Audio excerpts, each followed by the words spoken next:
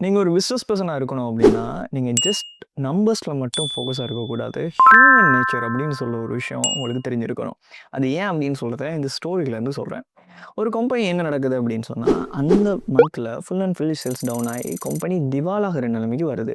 இப்போ கம்பெனிய சஸ்டெயின் பண்றதா இருந்தா, ஒவ்வொரு ஸ்டாஃப்ல இருந்தும் ₹5000 அவங்களோட சேலரில நாம டிடக்ட் பண்ண வேண்டிய தேவை வருது. ஸோ அந்த டைம்ல அந்த கம்பெனியோட சிஇஓ அண்ட் ஃபவுண்டர் என்ன பண்றாரு அப்படின்னு சொன்னா, சைலண்டா இருக்கிறாரு. ரூமர்ஸ் வந்து ஸ்ப்ரெட் ஆக ஆரம்பிக்குது. ஒவ்வொரு ஆஃபீஸுக்குள்ளேயும் எல்லா மெம்பர்ஸும் பேசிக்கிறாங்க. நம்மளோட ஜாப்ப வந்து டிஸ்டர்ப் பண்ண போறாங்க. கம்பெனிய க்ளோஸ் பண்ண போறாங்க. நமக்கு ஜாப் இருக்குமா? இல்லையா? அப்படின்னு சொல்லி. ஸோ இந்த டைம்ல அவர் என்ன பண்றாரு அப்படின்னு சொன்னா, ஒரு மீட்டிங்க வந்து அரேஞ்ச் பண்றாரு எல்லா ஸ்டாஃப் கூடயும். ஸோ அப்போ ஒரு ஸ்பீச் ஒண்ணு குடுக்குறாரு. அந்த ஸ்பீச்ல என்ன சொல்றாருன்னு சொன்னா, கம்பெனியோட சிட்யூவேஷன் வந்து ரொம்ப மோசமா இருக்குது. பட் நான் ஒரு கேரண்டி தரேன். உங்க யாரையும் நான் ஜாப்ப விட்டு அனுப்ப போறதுக்கு இல்ல அப்படின்னு சொன்னோனே எல்லாரும் ஹேப்பி ஆகுறாங்க.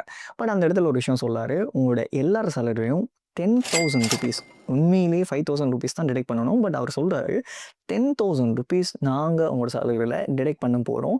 இத நீங்க ஒரு 3 மந்த்துக்கு நீங்க கன்டினியூஸா ஃபேஸ் பண்ணி தான் ஆகணும். அதுக்கப்புறமா நாங்க அத ரிட்டர்ன் பண்ணிடுவோம் அப்படிங்கிற மாதிரி ஒரு விஷயத்த சொல்றாரு.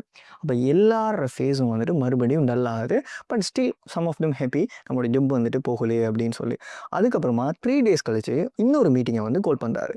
கால் பண்ணி என்ன சொல்றாரு அப்படின்னா, நாங்க போர்ட் மீட்டிங்ல நிறைய விஷயங்கள் பேசினோம். எங்களோட ஸ்டாஃப நாங்க இன்னும் கொஞ்சம் இம்பார்ட்டன்ட் பண்றோம். ஸோ அதனால உங்களோட கட் நான் சொன்ன மாதிரி 10,000 கிடையாது. நாங்க அத ஹால்ஃபா குறைச்சு 5,000க்கு கொண்டு வந்துட்டோம் அப்படின்னு சொல்லி சொல்றாரு. ஸோ இந்த இடத்துல அவர் ப்ளை பண்ண ஒரு விஷயம் ஒன்று தான். டைரக்ட்டாவே அவர் சொல்லியிருக்கலாம், நான் 5,000 உங்களோட சேலரில கட் பண்றோம் அப்படின்னு சொல்லி. அப்படி சொல்லியிருந்தா எல்லாரும் எப்படி சேடா இருந்தாங்களோ, அதே மாதிரி சேடா இருந்திருப்பாங்க. பட் இந்த விஷயத்த பண்ணதுனால ஸ்டாஃப் எல்லாரும் சந்தோஷப்பட்டாங்க. பிகாஸ் இந்த கம்பெனி ஆக்சுவலா கேர் பண்றாங்க ஸ்டாஃப்ப பத்தி. ஸோ அதனால இன்னொரு மீட்டிங்க பேசி நம்மளோட சிஇஓ நமக்காக பிரிங் பண்ணியிருக்காரு அந்த ஆஃபர அப்படின்னு சொல்லி எல்லாருமே சந்தோஷப்பட்டாங்க. ஸோ இதில பேசிக்கான விஷயம் ஒண்ணே ஒண்ணு தாங்க. நம்ம பண்ணக்கூடிய ஒரு விஷயத்த ஹியூமன் நேச்சர பேஸ் பண்ணி பண்ணீங்க அப்படின்னா, அதனோட இம்பாக்ட் ரொம்ப அதிகமா இருக்கும். ஏன்னா அந்த 3 மந்த்துக்கும் அந்த ஸ்டாஃப் எப்படி வொர்க் பண்ணுவாங்க அப்படின்னா, நமக்காக நம்மளோட சிஇஓ இந்த விஷயத்த பண்ணியிருக்காரு. அந்த ஃபவுண்டர் இவ்வளோ விஷயத்த வெளிய பிரிங் பண்ணியிருக்காரு அப்படின்னு சொல்லி, அதுக்கான ஹார்ட் ஒர்க்க வந்து குடுப்பாங்க.